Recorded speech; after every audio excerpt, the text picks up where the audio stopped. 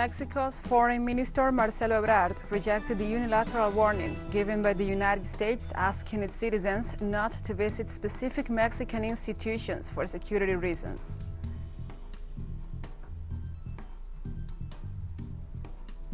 Russian President Vladimir Putin referred to his country's economic performance as well as the current situation in Ukraine while addressing the 7th Eastern Economic Forum in the Russian city of Vladivostok.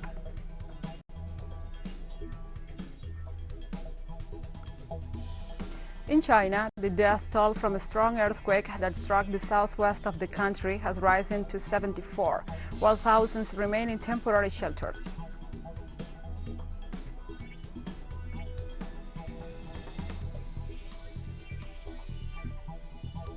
From the headquarters of Telesur English in Havana, Cuba, this is From the South. I'm your anchor, Gladys Quesada, and these are the news. Mexico's Foreign Minister Marcelo Ebrard rejected the unilateral warning given by the United States, asking its citizens not to visit specific Mexican institutions for security reasons. The statements by the Mexican diplomat came after the U.S. ambassador to Mexico, Ken Salazar, warned his fellow countrymen about traveling to the city of Zacatecas because of high levels of violence. It was during Salazar's visit to the state that he criticized its insecurity and pointed out that due to the increase in crime, his office added the city to a lookout list. In response, Ebrard pointed out that Mexico also has its travel advisories, but never has taken similar measures, stating that it will be senseless.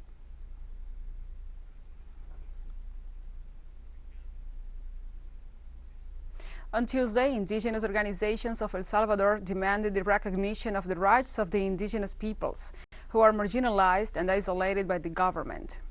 In the framework of the International Day of Indigenous Women, the Women's Network of El Salvador and the Salvadoran National Indigenous Coordinating Council demanded the right to a full and effective political participation and to be consulted by the government when implementing policies of development and also other programs. According to the group's leaders, the situation of marginalization and historical exclusion of indigenous peoples in the country is still a reality, as compiled by the Indigenous Peoples Office that point to 38.8% of the indigenous families in extreme poverty in the Central American nation.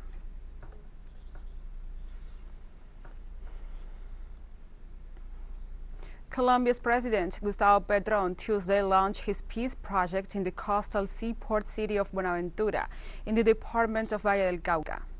The president made his first official visit to the country's main port on the Pacific, where for months a bloody battle has been going on between two criminal gangs fighting for local drug trafficking and to the United States. The population, with a large black majority, faces poverty and unemployment and the violence that leads to extortion, kidnappings, and torture.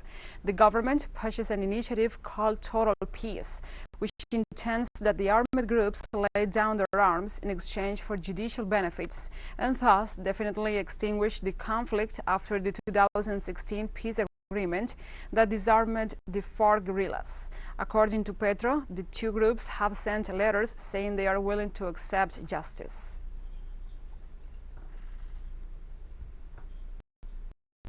We can build an economy that allows this region to stop being excluded for ethnic reasons, which is why it has been excluded, and achieve a platform of social progress for all of us.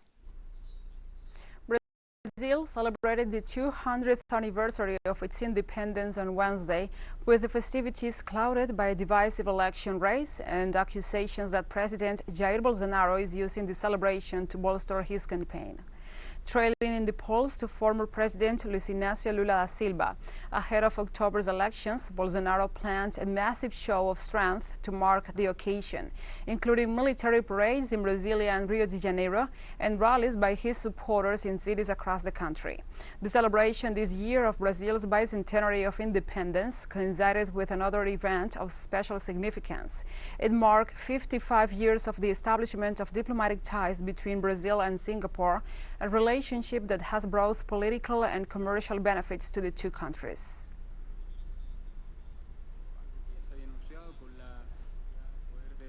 The Health Committee of Uruguay's lower house passed a bill approving euthanasia.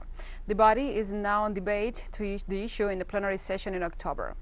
The bill consists of 12 articles and combines the original text submitted by the congresspersons Ope Paquet of the Colorado Party and the opposition Broad Front proposal. The proposed legislation seeks to regulate and guarantee people's right to go through the process of dying with dignity in the face of an incurable disease that causes unbearable suffering. The law establishes that death by euthanasia will be considered a natural death and will be recorded as such on the death certificate.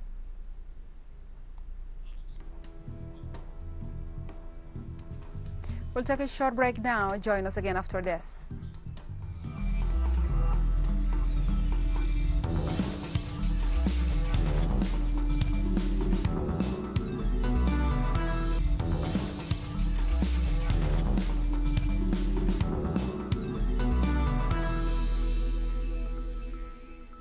Welcome back to From the South. Russian President Vladimir Putin highlighted his country's self-sufficiency in accessing raw materials needed for its industries while addressing the 7th Eastern Economic Forum in the Russian city of Vladivostok. The president emphasized this Wednesday that after the coronavirus pandemic, new challenges appeared, such as the sanction fever of the West and their attempts to impose on other countries their models of behavior, depriving them of sovereignty and submitting them to its will. Furthermore, the Russian president denounced that almost all the ships with Ukrainian grain are going to Europe, to the detriment of other nations more in need. Putin also promised that he will try to review with his Turkish counterpart the terms of the treaty signed on July 22nd to limit the countries that can receive grain shipments.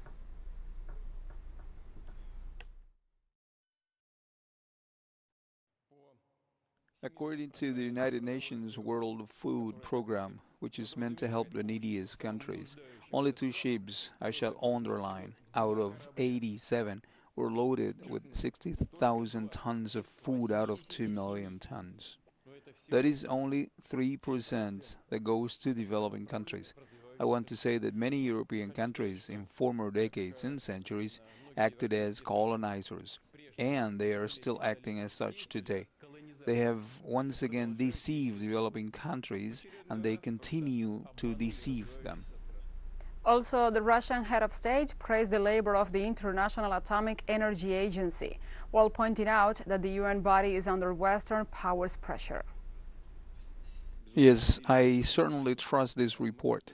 The IAEA is a very responsible international organization. The head is a very professional person too. They are, of course, under pressure from the countries where they work, the US and the EU. And they cannot say that the shelling is coming from the Ukrainian side, but these are obvious things. The Russian president also referred to Kyiv's attacks on the Zaporizhia nuclear power plant and the halt to gas supply to Western countries. The Ukrainian side is making threats to undermine nuclear security. Why they do it, I honestly don't really understand it. To draw attention to their situation, to create an additional crisis there? We will not supply anything at all if it is contrary to our interests, in this case, economic interests. We will not supply gas, oil, coal, or fuel oil. We will fulfill all our contractual obligations in full. The Vostok 2022 multinational military drill involving troops from China, Russia, former Soviet republics, Laos, Mongolia, Nicaragua, and Syria wrapped up with a closing ceremony held Wednesday at the Sergovitsky firing ground in Russia's Far East. The week-long drills began on September 1st, showcased growing defense ties between Russia and China, and demonstrated that Moscow has enough troops and equipment for a massive drill even while engaged in Ukraine. Russia's defense ministry said the Vostok 2022 or East 2022 drills involved more than 50,000 troops and over 5,000 weapons units, including 140 aircrafts and 60 warships. Beijing sent more than 2,000 troops, along with more than 300 military vehicles, 21 combat aircraft, and 3 warships. As part of the maneuvers, the Russian and Chinese navies practiced joint actions in the Sea of Japan to protect sea communications and to support ground forces in coastal areas.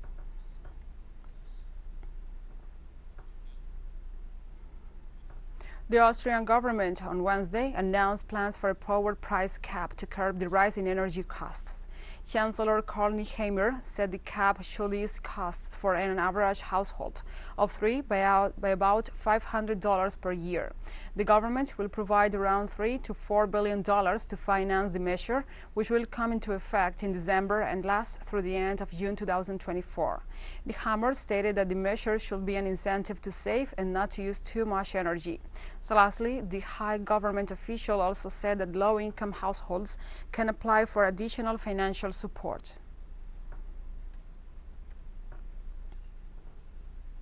Consolidar avances significativos para ambos pueblos. Colombia, oficialmente República. This price cap is valid for 29,000 kilowatt hours and is actually subsidized in 10 cents. That means the net price is 10 cents per kilowatt hour. This helps people to better deal with the price increases of energy that companies are imposing. The model is designed in such a way that everything that goes beyond those 2,900 kilowatt hours is subject to regular energy prices. This should be an incentive to save and not use too much energy. The president of Serbia, Aleksandar Vučić, received his Turkish counterpart, Recep Tayyip Erdogan, who arrived for a 2-day official visit. During President Erdogan's visit, a number of interstate agreements will be signed, which as expected should give further stimulus to the development of bilateral relations. During his meeting with his Serbian counterpart, President Erdogan said there are 2 challenges for Turkey in the region. The first is the political crisis in Bosnia and Herzegovina, and the second is the dialogue between Belgrade and Pristina. Both leaders also discussed issues like the projects related to the Belgrade-Sarajevo motorway, as well as the current situation of the conflict between Russia and Ukraine.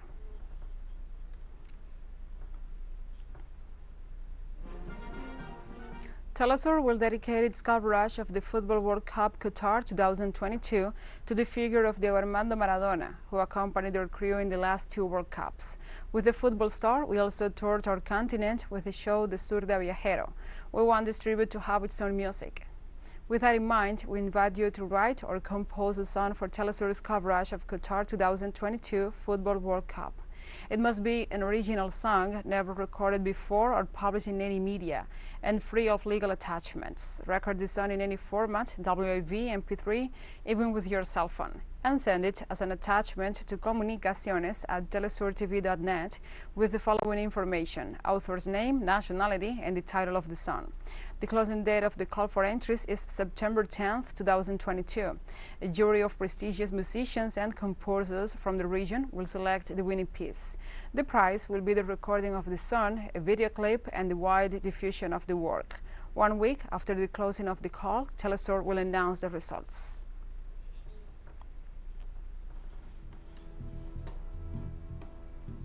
And we have more news coming up after a final short break, so stay with us.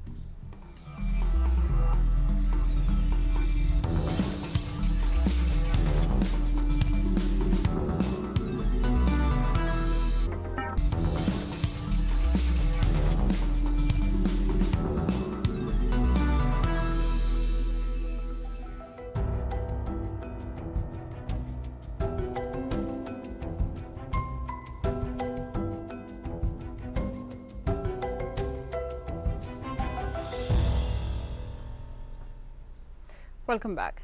Chinese state media reported on Wednesday that the death toll from a strong earthquake that struck the southwest of the country has risen to 74, as thousands were evacuated into temporary shelters and heavy rains threatened to cause more landslides. China Earthquake Network Center said the magnitude 6.6 quake hit about 43 kilometers southeast of the city of Kandin in Sichuan province at a depth of 10 kilometers. 34 people died in Yan City, while 40 deaths were reported in neighboring Ganzi prefecture. More than 21,000 people have been evacuated from areas prone to landslides or building collapse. Rescuers are still searching remote villages in the country's mountainous southwest in a race to find survivors of the earthquake, with thousands of people believed stranded or missing.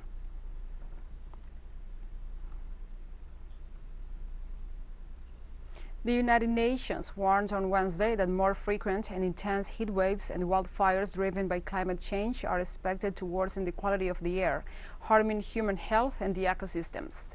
A new report from the UN World Meteorological Organization cautioned that the interaction between pollution and the climate change will impact hundreds of millions of people over the country and the coming century, and urged action to control the harm. The WMO's yearly air quality and climate bulletin examined the impacts of large wildfires across Siberia and western North America in 2021, finding that they produce widespread increases in health hazards, with concentrations in eastern Siberia reaching unprecedented levels. Anticipated rise in the frequency, intensity, and duration of heat waves is also associated with an increase in wildfires this century, and this is likely to result in a worsening of air quality and human health, and also negative impacts on ecosystems. We can expect, under a high emission scenario, the climate penalty to amount to about 20% or a fifth of all surface ozone concentration increase. And this, on top of that, will happen mostly over Asia and southern China. And there you have about one quarter of the entire world population. More than 33 people in Pakistan have been affected by the flooding brought on by the monsoon rains amplified by climate change. The floods have caused at least 1,300 deaths and washed away the homes, businesses, roads, and bridges. The United Nations warned on Tuesday the humanitarian situation in flood-ravaged Pakistan was expected to get worse. More than 4,500 medical camps have been set up by the WHO and its partners, while more than 230,000 rapid tests for acute watery diarrhea, malaria, dengue, hepatitis, and chikungunya have been distributed.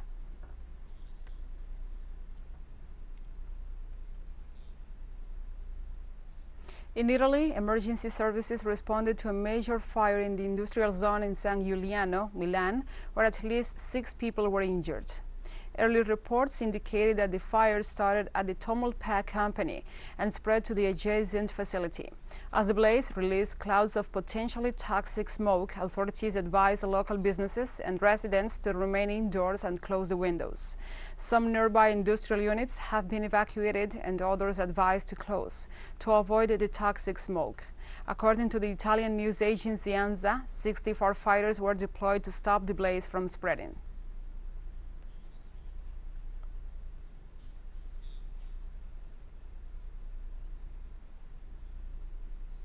In the United States, at least 2 people have been killed and another was injured as firefighters battled to control a wildfire in Southern California.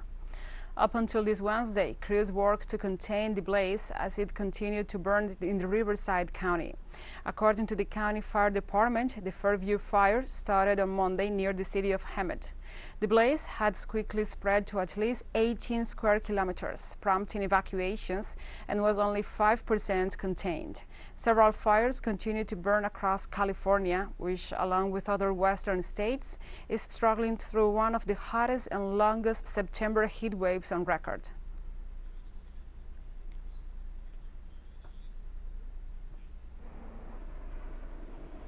In a related news, also in Palestine, Israeli occupation forces have detained at least 27 Palestinian men during a large-scale arrest campaign. Israeli forces detained 6 Palestinians after breaking into and ransacking their families' homes in the town of Silwad, northeast of Ramallah city. Among the detainees were 2 17-year-olds and a father with his son. They also raided the village of Karfrain, northwest of Ramallah, and arrested 2 other people. They also broke into Beira, forcing their way into several houses and detaining 3 people.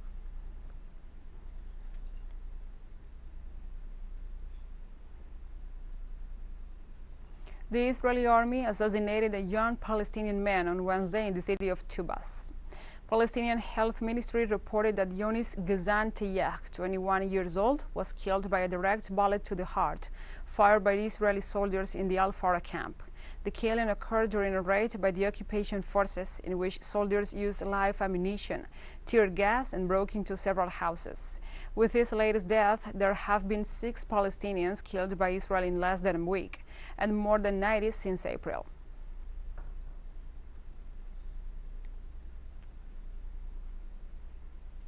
In Sudan, 17 people died after the collapse of a gold mine in the south of the country. The victims were illegal miners, 6 of them South Sudanese refugees, who extracted the precious metal at a depth of 40 meters outside formal operations, according to the operating company. The authorities assured that 2 bodies were rescued after the collapse. However, the search was suspended due to the rains.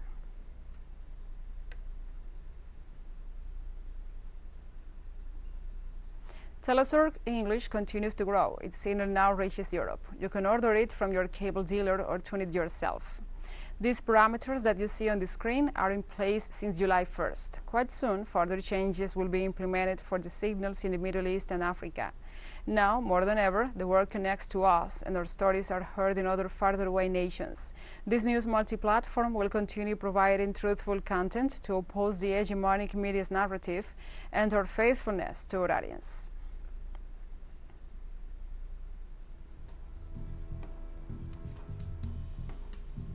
We have come to the end of this news brief, but remember, you can find these and many other stories on our website at telesurenglish.net.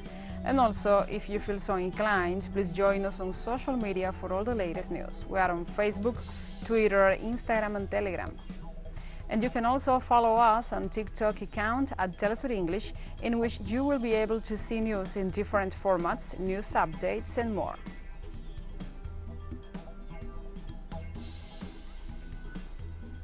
For Telesur English, I'm Gladys Quesada. Thank you for watching.